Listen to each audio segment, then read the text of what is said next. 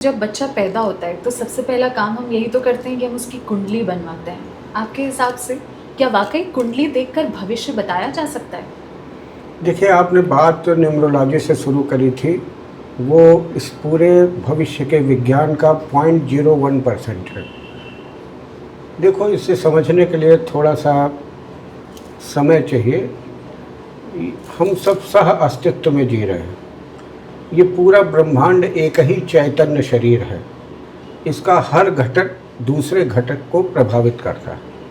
जैसे जब पूर्ण चंद्रमा होता है तो समुद्र में ज्वार आता है।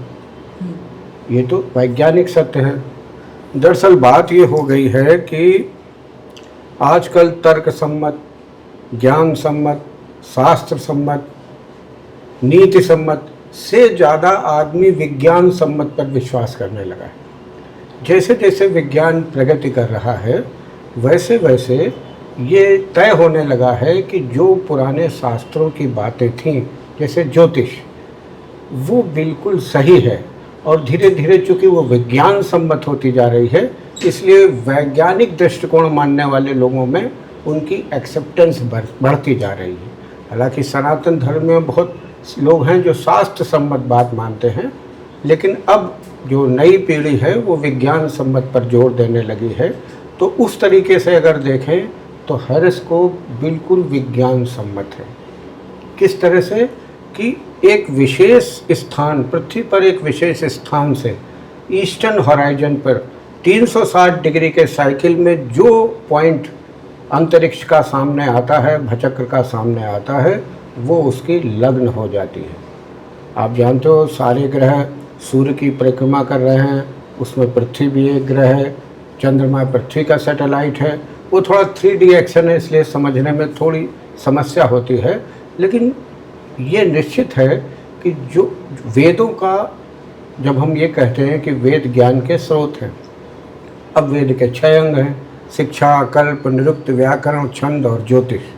तो ज्योतिष को वेदों का नेत्र कहा गया है। जो हम भौतिक संसार इन चर्म चक्षुओं से देखते हैं, लौकिक जगत जैसे देखते हैं, तो ज्योतिष वेदों के अनुसार हमें वो चक्षु या वो आँख देती है जिससे हमें पारलौकिक जगत दिखाई पड़ता है। तो इसलिए कुंडली बनाना सही है कि नहीं सही है, ये मुझे लगता है कि ये प्रश्न ही गलत है। कुंडली सही ही होती है और वो बिल्कुल साइंटिफिक होती है। थोड़ी सी भूमिका जैसे मैंने आपको समझा दी। क्या कुंडली देखकर ये बताया जा सकता है कि हमारा पिछला जन्म क्या था और हमारा आने वाला जन्म क्या होगा? निश्चित बताया जा सकता है। पंचम भाव पिछला जन्म है और नवम भाव अगला जन्म है।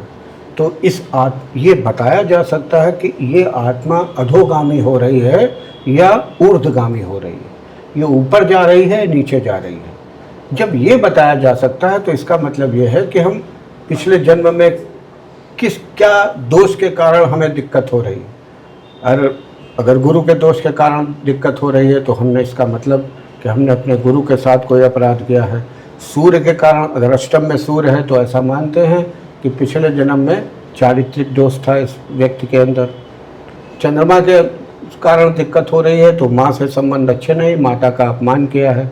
तो कुछ बातें ऐसी हैं कि जिन्हें देखकर ये बताया जा सकता है कि आपने पिछले जन्म में ये ऐसा कुछ नकारात्मक कार्य किया था जिसके कारण इस जन्म आपको ये समस्याएं हो रही हैं, और उनका अगर आप चाहें तो रेक्टिफिकेशन अपने क्रियमाण कर्म से कर सकते हैं।